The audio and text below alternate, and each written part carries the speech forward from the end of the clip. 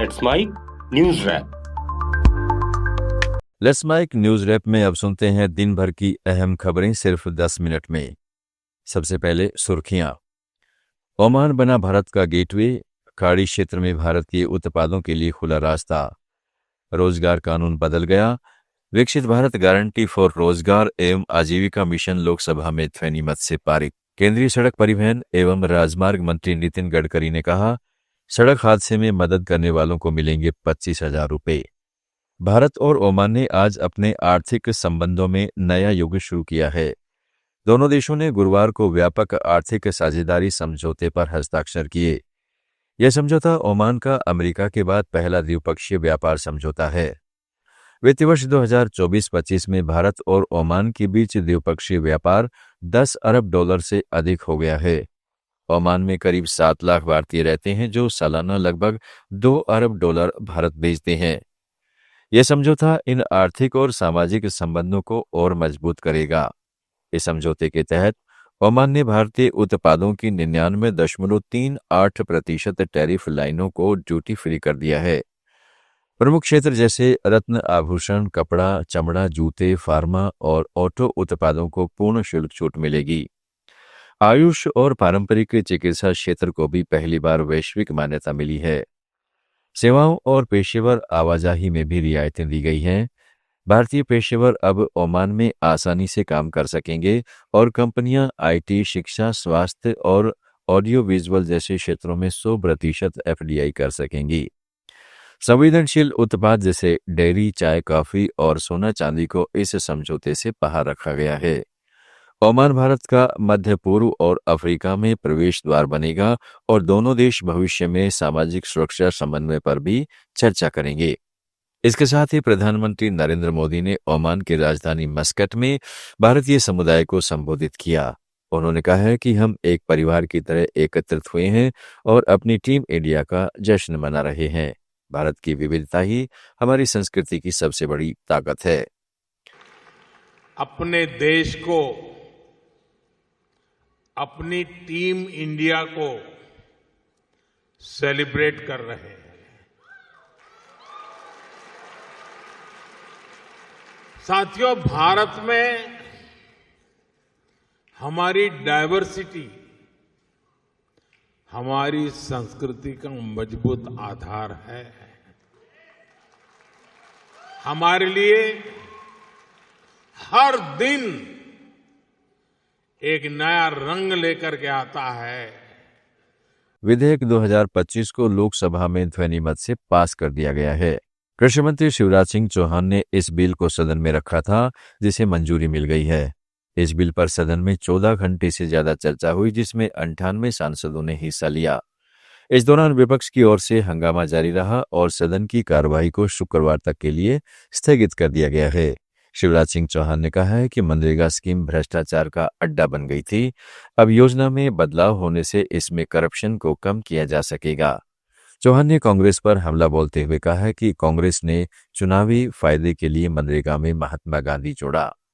वहीं विपक्ष ने महात्मा गांधी का नाम हटाने पर कड़ा विरोध जताया है और सदन में महात्मा गांधी का अपमान नहीं सहेगा जैसे नारे लगाए। लोकसभा में जिस समय विधेयक पर मतदान हो रहा था, उसी समय कई विपक्षी सांसदों ने कागज के टुकड़े फेंके। विपक्ष ने इस बिल को वापस लेने और स्टैंडिंग कमेटी को भेजने की मांग दोहराई है। कांग्रेस सांसद प्रियंका गांधी वाड्रा ने कहा है कि हम इस बिल का पूरी तरह विरोध करेंगे। इससे मनरेगा खत्म हो जाएगी। इस बिल से मनरेगा खत्म होने जा रहा है। आप किसी भी तरह से इसको देखें और जो समझदार आदमी है, जो ये 100 दिन से 125 दिन वाला जो है, ये चालाकी है। अगर इस बिल को कोई भी पढ़ेगा, ये साफ साफ स्पष्ट समझ आएगा कि इस बिल से आने वाले महीनों में ये पूरी स्कीम खत्म हो जाएगी।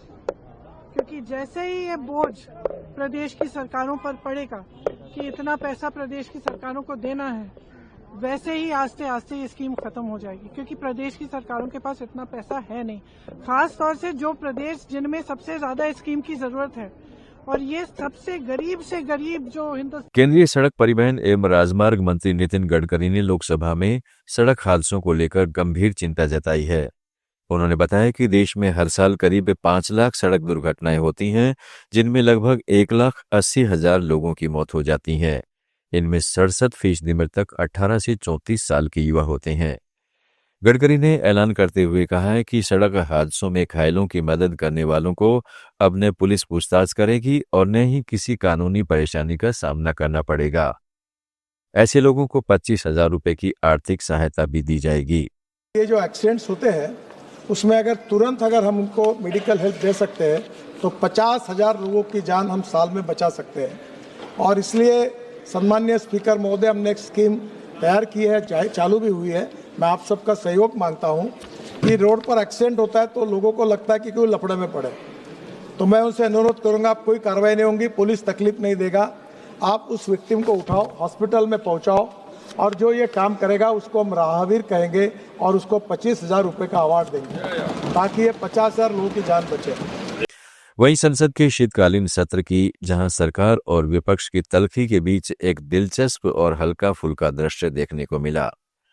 दरअसल लोकसभा में प्रश्नकाल के दौरान वायनाड के सांसद प्रियंका गांधी वाड्रा ने चंडीगढ़ शिमला हाईवे से जुड़ा पूरक प्रश्न उठाया। प्रियंका गांधी ने कहा कि वह जून से केंद्रीय सड़क परिवहन मंत्री नितिन गडकरी से मिलने का समय मांग रही है। इस पर नितिन गडकरी मुस्कुराते हुए बोले, आप प्रश्नकाल के बाद कभी भी आ जाइएगा, दरवाजा हमेशा खुला रहता है, अपॉइंटमेंट की जरूरत नहीं है। गडकरी के जवाब पर प्रियंका गांधी ने हाथ जोड़कर उनका अभिवादन किया। करीब 1 घंटे बाद प्रियंका गांधी गडकरी के दफ्तर पहुंची, जहां वायनाड की सड़कों और कनेक्टिविटी पर विस्तार से चर्चा हुई। प्रियंका ने 6 प्रमुख सड़क परियोजनाओं का प्रस्ताव रखा। बैठक के बाद गडकरी ने मजाकिया अंदाज में कहा, पहले राहुल गांधी का काम किया, अब बहन का काम नहीं करेंगे तो सवाल उठेंगे। इसके बाद गडकरी ने प्रियंका गांधी को चावल की एक खास डिश भी खिलाई, जिसे उन्होंने खुद YouTube देखकर बनवाया था। समाजवादी पार्टी के राष्ट्रीय अध्यक्ष अखिलेश यादव ने उत्तर प्रदेश लोक सेवा आयोग को लेकर बड़ा आरोप लगाया है।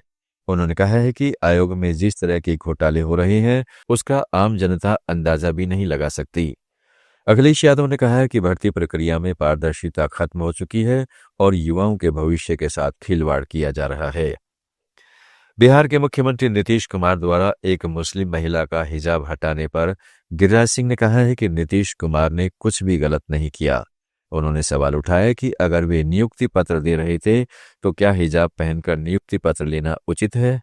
गिरिराज सिंह ने आगे कहा है कि आजकल हर चीज को इस्लाम से जोड़ने की नई परंपरा बन गई है। प्रवर्तन निदेशालय ने पंजाब में PACL मनी लॉन्ड्रिंग मामले में बड़ी कार्रवाई की है। ईडी ने लुधियाना में PACL और अन्य से जुड़ी 169 अचल संपत्तियां जब्त की हैं, जिनकी कुल कीमत 3,476.56 करोड़ रुपए बताई गई है। ईडी के मुताबिक जांच में सामने आया है कि लाखों निवेशकों से जुटाए गए फंड का एक हिस्सा इन संपत्तियों की खरीद में इस्तेमाल किया गया। यह कार्रवाई depression of money laundering act 2002 के तहत की गई है। CBI द्वारा दर्ज FIR के आधार पर यह कार्रवाई हुई है, जिसमें PGF लिमिटेड और दिवंगत निर्मल सिंह भंगू समेत अन्य के खिलाफ भारतीय दंड संहिता की धारा 120B और 420 के तहत जांच चल रही है। PACL की पॉन्जी स्कीम और सामूहिक निवेश योजनाओं में धोखाधड़ी कर लगभग 48,000 करोड़ रुपए का गबन किया गया था। ईडी ने अब तक इस मामले में 5,602 करोड़ रुपए की चल और अचल संपत्तियां जब्त की हैं, जिसमें देश और विदेश की संपत्तियां शामिल हैं। इस मामले में एक मुख्य और 2 पूरक अभियोजक शिकायतें भी दायर की जा चुकी हैं। आप सुन रहे थे Let's Mic more than radio. Follow कीजिए हमें हमारे सोशल मीडिया प्लेटफॉर्म्स पर। It's time for news. It's time for More Than Radio. Presenting the first radio news app, Let's Mic. Let's Mic, a news-based app on your phone where you get to watch and listen news, talk shows, interviews, radio show podcasts. On Let's Mic, you get all relevant information of TV, print, radio, podcast, and digital. Let's Mic talks about every segment of life.